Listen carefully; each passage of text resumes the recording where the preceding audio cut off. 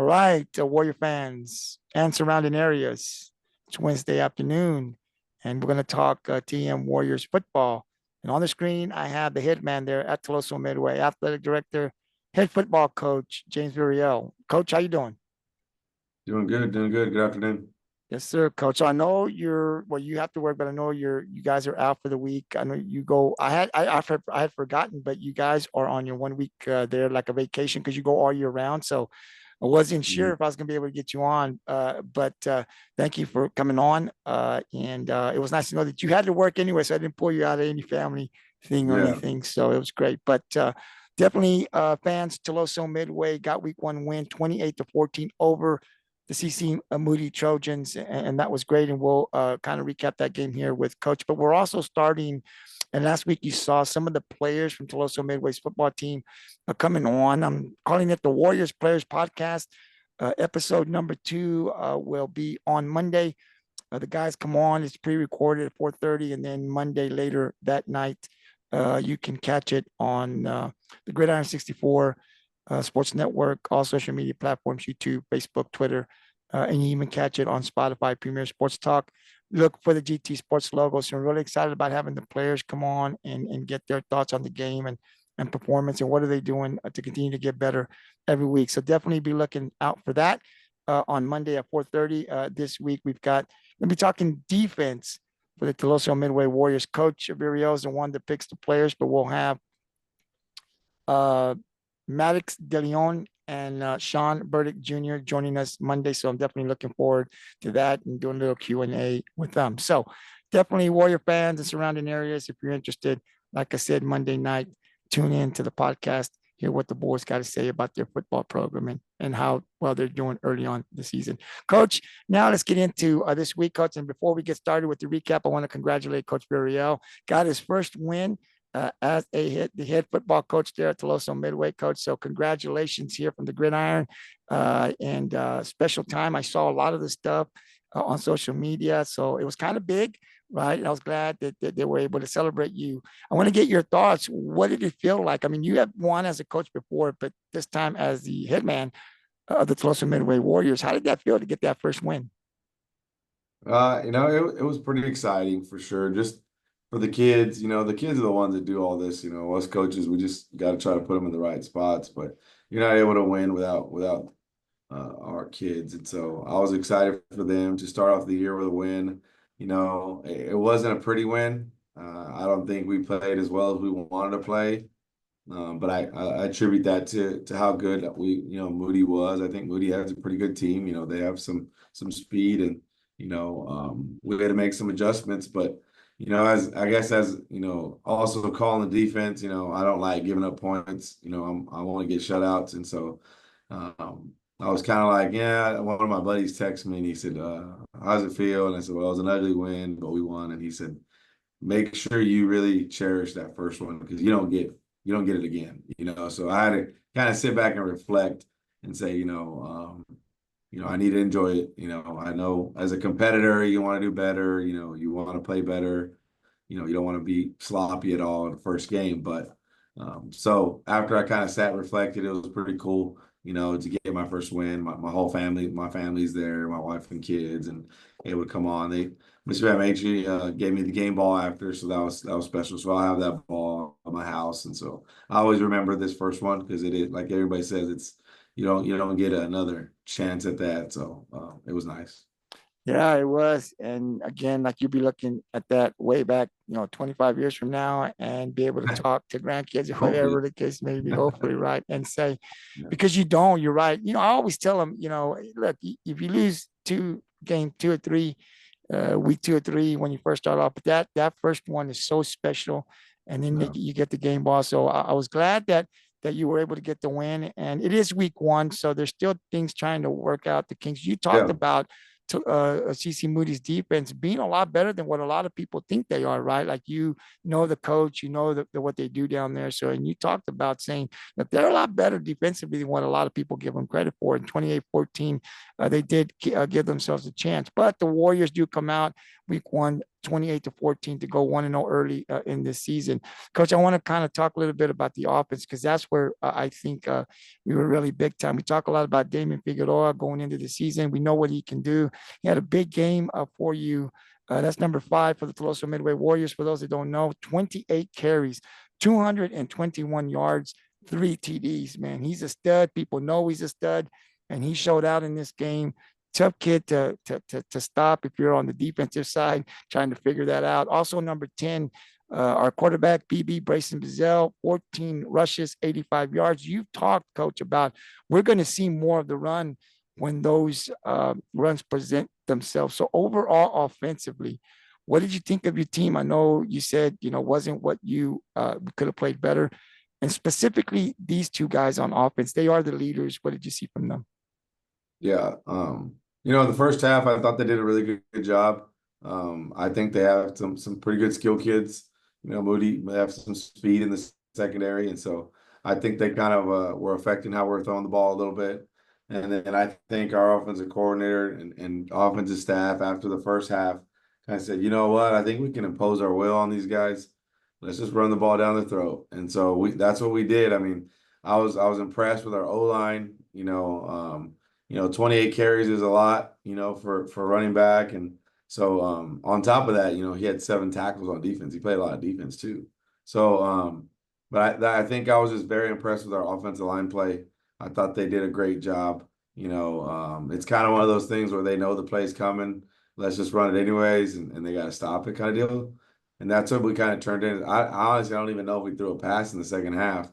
It was just this, and really, we had another kid, Jonas Darby, that was in the backfield too. So we kind of had a two-headed monster there for a little bit at that third and fourth quarter. We're just pounding the ball, limiting. They were trying to shorten up the game a little bit. We got ahead 3 scores at one point, and so we're just trying to run the clock out, win the football game, and do what we do well. And so I was impressed with our offense there. And then again, the first half, we were trying to throw the ball a little bit, and we just didn't have a lot of success. And so it was really good to see our offensive staff and their whole kids just kind of, hey, you know what, we're gonna just run the ball, and grind it out, kind of win. So we're still trying to find our identity, both offensively and defensively.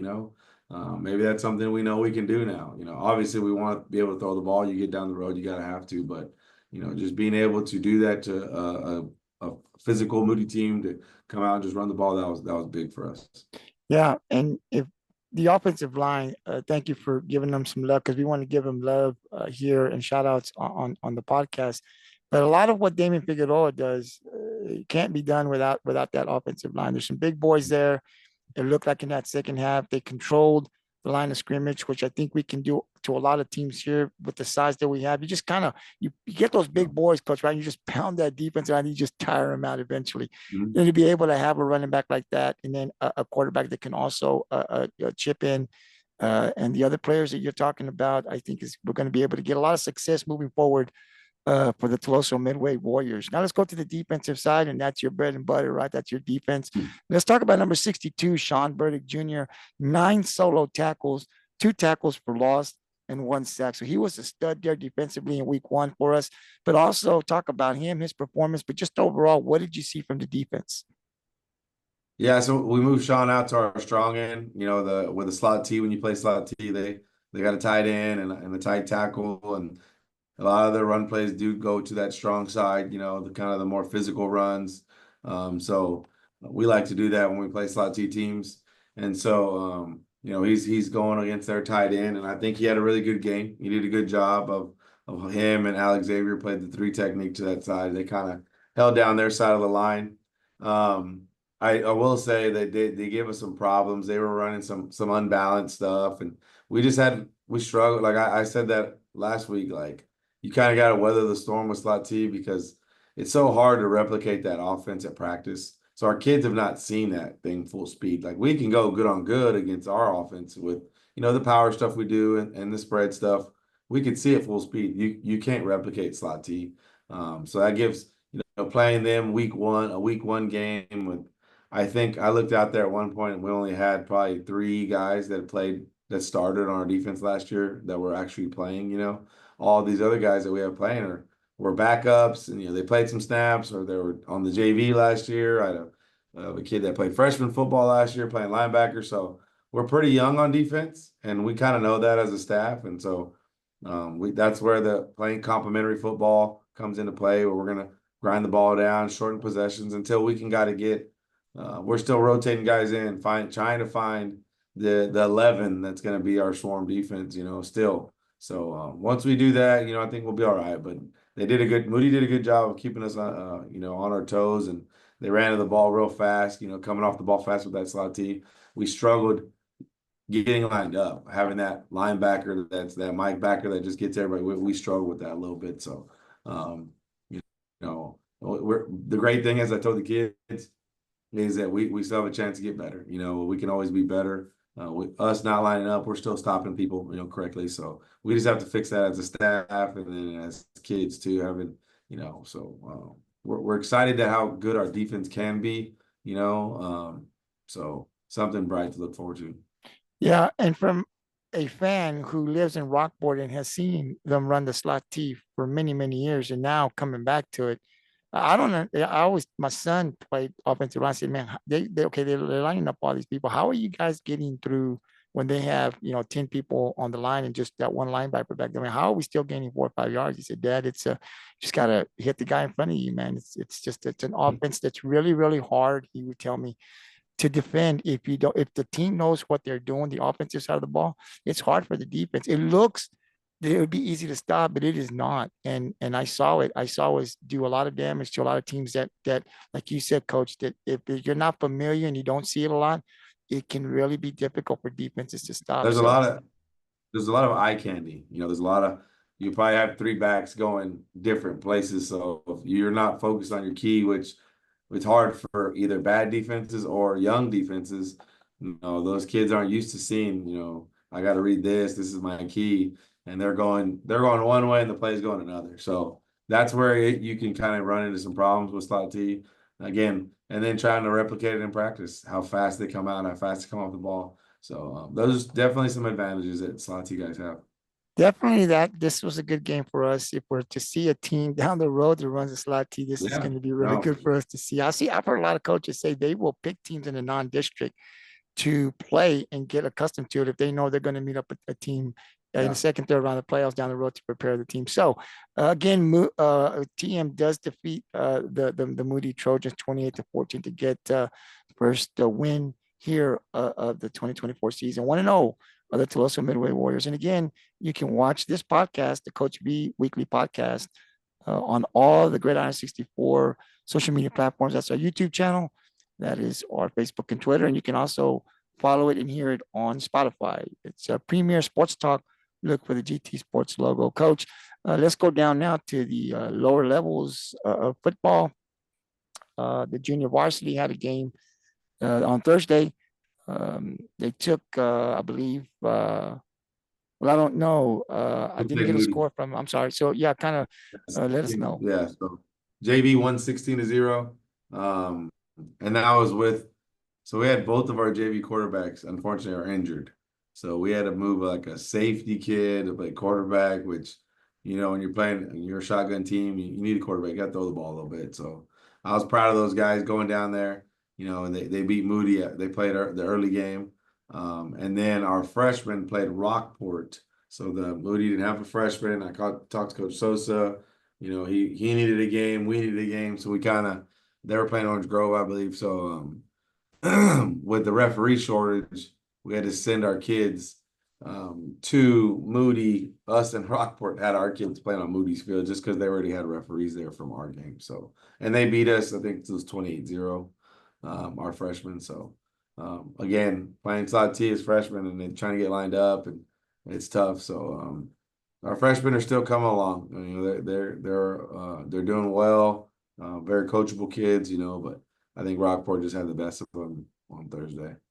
Yeah, I did see that game, the freshman. It was being live streamed on one of the networks that we have down here in Rockport. Now, Coach, let's go to the middle school, and they had their first game, I believe, yesterday, and get the win there for Coach Barrera, I believe, is the middle school coach.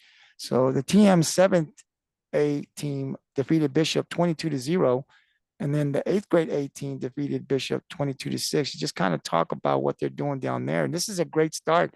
This is the future of our Toloso Midway Warriors. So to see them come out week one and get this win over Bishop, what did you see from them?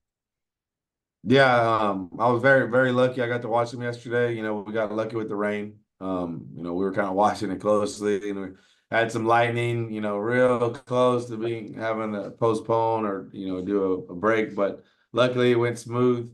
Yeah, our seventh grade A played first. I really like what I saw from that group. They have some really good athletes, good quarterback, good running backs, did a really good job defensively. Coach Castillo is one of the coaches down there that kind of runs the seventh grade and the offense, and I thought they did a great job. I think this is kind of our first group coming from the TMYFL. The first kind of TMYFL kids coming out of there to now our junior high. And honestly, you can tell. I think our TMYFL coaches are doing a great job, with those kids and getting them to just buy in to, you take X's and O's out of it, right? That doesn't matter at that level. It's buying into being Warriors, buying into staying in our junior high and not going somewhere else, So I think that thing is doing amazing. It's doing what it's supposed to do. It's doing what a lot of schools around here have done for years, is get down in that youth leagues and get those kids to fall in love with their town and their team and their community, and then it just grows from there. So we're super excited about that. I am, especially, as athletic director, having a look in the future of what my teams are going to look like coming up. You're almost, I learned this from Coach Semper.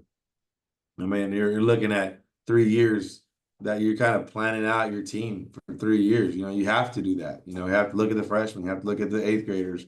So that's something I do now, and then our eighth grade, which was really nice, they struggled last year. They had a lot of kids over the first year. They were not part of the team YFL. They struggled a little bit, and they struggled to score points. They scored, 22 points, something they didn't done all last year, and so it was great seeing those kids have some offensive production. Coach Beretta coaches the eighth grade A team, and so they did a great job last night too. Got the win, in a really good game with Bishop. So we're excited about what's coming up the pipeline. Having that vertical alignment with the team YFL is huge. I think that is going to be the biggest game changer for Tolosa Midway football. Yeah, and again, and that's why when we started this podcast, the Warrior fans, is because we want to show the future, right? It's important. What we have at the varsity level, obviously, is important for this season and for those juniors and sophomores that are on varsity. But we're talking about, 3, 4, 5 years down the road. We want to be able to get names out there at those levels and let coach talk about, what they're doing, to get excited, because in a couple of years they'll be playing on Friday Night Lights there for the Warriors, Mhm. right? So we definitely want to be able to give them some shout outs. And also, the youth, we do a lot of coverage here where I live here in Rockport, coach, with our youth. We bring our league president on, and we bring the coaches on, and we do a podcast with them so they can talk about what's going on. So hopefully maybe we can do that down there, bring maybe the league. I don't know who the league president is, but maybe I can get in touch with him, see, so they can talk about what they're doing at that level. And some of the coaches, maybe they can come on during the football season to kind of shine some light on what we're doing there at the youth level at Toloso Midway. Coach, now we've got this game on Friday. Correct me if I'm wrong, but I think it's another home game for us here at Toloso Midway. Okay. Yes, It sir. is a home game against the CC Ray Texans. Now, of course, we got the win last year against them, but this is a little different again. As Coach talked about, we're still trying to find our identity both on offense and defense. A lot of young guys still learning. So, Coach, the question is, we want to go 2-0. Obviously, we want to get the win. What do we have to do, Coach, against Ray? I don't really know much about Ray in terms of, I know they've struggled a little bit, accustomed to what they were maybe a couple of years, 7, 8 years ago, but Mhm. still, I think a very dangerous team. What do we got to do to get the W on Friday? Yeah, I mean, any team you play on Friday night is dangerous. That's the great thing about high school football is I believe anybody can beat anybody. That's how we prepare, trying to teach our kids, wins, you don't take wins for granted. I was very blessed that I was at honestly some bad places that I coached at going. I've been 0-10 and I've been, you know, 13-2 and playing in the state semifinals. I've kind of been on both sides of the spectrum, so it's been nice. So when you do come from that rebuilding a program in a bad place, you don't take wins for granted. You don't take playing people for granted. So that's how we prepared, and that's how we're preparing for Ray. And the big thing is, I've told our kids is preparing this week to just be better than we were last week, to be cleaner, to be, whatever I was not very good at, let's practice it and, let's get better at it. I really have preached special teams. I think our special teams are kind of sloppy. I think one time we had 12 on the field, and that was more of a coaching deal on punt, and we had 10 guys one time on punt block. I mean, just things that happened week one. And I challenge our kids to be perfect in special teams. And what I mean by be perfect is, you know, everybody knowing where they're going, when it's my time to get in the game, being focused on that, and, having 11 on every single special team we run out there, and, being perfect in PATs, making everyone, and showing great effort on all of our special teams. I think that's kind of what I've challenged our kids this week with special teams, because that's something we can fix, something that's going to help us in that third phase, kind of down the road. And so, and then you need that. You need that to win a district championship. You've never had a bad, district champion of any district that just had bad special teams. They don't happen, right? That's what good teams do. So trying to preach that to our kids, because I don't think that's ever been pushed on them. I get that from being at a place where special teams were huge with what we did. And I saw it. I saw the fruits of it. I saw how much it helped us flip the field for field position. I mean, all the things that the kind of the game within the game you kind of have to worry about as a head coach. I've seen it work, and so we put a lot of emphasis and a lot of time into special teams. And if we're gonna put a lot of time in it, then we better be good at it. So that's kind of what I want to do well. Obviously, I want to get lined up on defense correctly. That to me, that's half the battle. You see people play bad defense, it's usually because they're not lined up. The kids aren't lined up. And if the kids aren't lined up, you didn't coach it well enough. You didn't help them to get lined up and give them that look and scout team. And I think our scout team's had one of the best weeks. And when you come off slot T, it gets better because you're trying to replicate, Ray's offense. They did a great job today. We had a good morning practice. And so offensively, we want to throw the ball a little bit more. We don't want to just rely on it. We know we can do it, but we obviously want to get the ball out to some of our athletes that we weren't able to get the ball to last week. So that's kind of what we're going into. Yeah, I think doing all those things well will help us to end up getting a win against Ray. It's like, yeah, we're preparing for Ray, but obviously we're working on ourselves to continue to get better. Yeah, coach, in special teams, we don't talk a lot when you have conversations, even just with friends, wherever, backyard, right? Everything goes offense, defense. Special teams kind of gets lost, Yeah. but that is so critical. You have to be good, because that can be a win or a loss for you if you're not paying attention, if you're not prepared and ready to go. Special teams usually can make the difference in a W or an L. So definitely very important. Glad to hear that is an emphasis that we are putting on here at Tuloso Midway to make sure that we continue to get better every week on some of the mistakes that we may see or the coaches may see to correct. Again, the game week 2 is here at Tuloso Midway. So all Warrior fans, come on out, pack the stands. Let's be loud. Let's cheer our Warriors to a victory, another victory, as we want to go 2-0 in this early season, this non-district game. So definitely want to go out there. And again, if you can't make it out there, no worries. We've got Warrior Nation Live. You can tune into them and support our Warriors through their stream. Coach, as the athletic director, I want to give you the opportunity. Is there anything else you want to talk about? Anything else is going on? I can tell you that we're going to have the volleyball head coach, Shelby Chapa, will be joining our podcast. Should be coming on every Wednesday at 4:30. Tonight will be a little later, but we'll be able to now start talking about some of the talent that we have there, some of our players there. I heard we've got a really good program here, so gonna be able to now start talking Tuloso Midway Warrior or Cherokees. I'm sorry, Cherokees, yeah, Cherokees. Yeah, volleyball. Got to remember that. So definitely excited about having Coach Chapa on, and she'll come on every Wednesday. But Coach, anything else that's going on as far as any of the other programs that you want to talk about? No, right now, we just have, again, our cross country teams. still competing and volleyball. I'm so awesome. I'm so glad that I think it's awesome that you're going to have Coach Chapa on and she can kind of shed some light on her program and her girls. And, you go watch them. They do an awesome job. They have some great athletes on her team.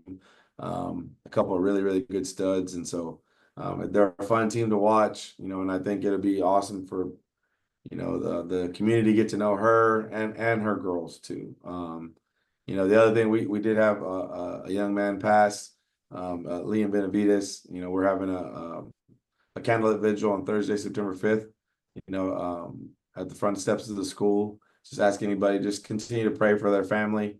It's a tragic loss we had yesterday. So just like I said, pray for their family and just keep TM in their prayers. A lot of our kids, he's a freshman band student and speech and debate, great high academic kid. So we're praying for their family and the kids. Our kids, our freshmen, all know him, and all these kids grow up together. So that's all I ask is just keep them in your prayers.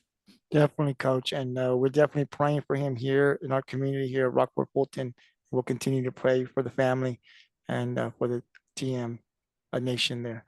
Thank you. Coach, I'll give you the final thought here. Anything you want to add before you go? I did not know that you guys were out. Now I know, because when I was watching some stuff, I was like, "Wait, are they in school?" And I just completely forgot that you guys have that week off. I don't know the whole schedule, and I was like, "Okay, something's going on," because it looked like the coaches were kind of not in school. And I said, and then I thought, "Wait a minute, they go all year round." So let me get with coaches and see if this Yeah. week is good. So yeah, I didn't know you guys were off. So how often do y'all go like a couple of months and then take a week off, or how does that But it's work? I believe it's every 6 weeks. It's so hard for me as a coach because I work every intersection. Like we work every intersection. So you're kind of off, but you're just off from school. You're still working. Today we had the kids. We did like a little NCAA tournament and pizza party, and then we actually put our white helmet skins on just because we're gonna wear them this week for a home game. We will wear our maroon tops, but we're gonna wear those. But it was a little process, so we wanted to do it right now. We had some time, so we kind of had, we got the kids to help us do their own helmet, and so. Yeah, it's nice to have a break. But we've been going since I think we started school July 17th, I want to say. So mid of July, we've been in school. So we already had a 6 weeks grade check already. We're actually on a 9 week grading period. So we got, 2 more weeks left after we come back from this intercession. But I believe it's like every 6 weeks we get a week off. And that's something team and community you cannot take away from like that. I didn't grow up in it, obviously. I've never done it. I actually really like it. My wife likes it. My family likes it. They're not on it either. They're in Corpus, but we really enjoy it because you just kind of get a week to kind of regroup, and a lot of our families, they go on vacations during this time. That's why they like it. They're really off when nobody else is off. So, a lot of the moms and parents here, they like to go on vacation during their intercession because nobody else is on vacation. So places aren't packed that you want to go, so I'm That's sure if awesome. you in Disney World right now, it's probably not packed, so I think that's why the community really enjoys it. So I've grown to embrace it. It's different, definitely.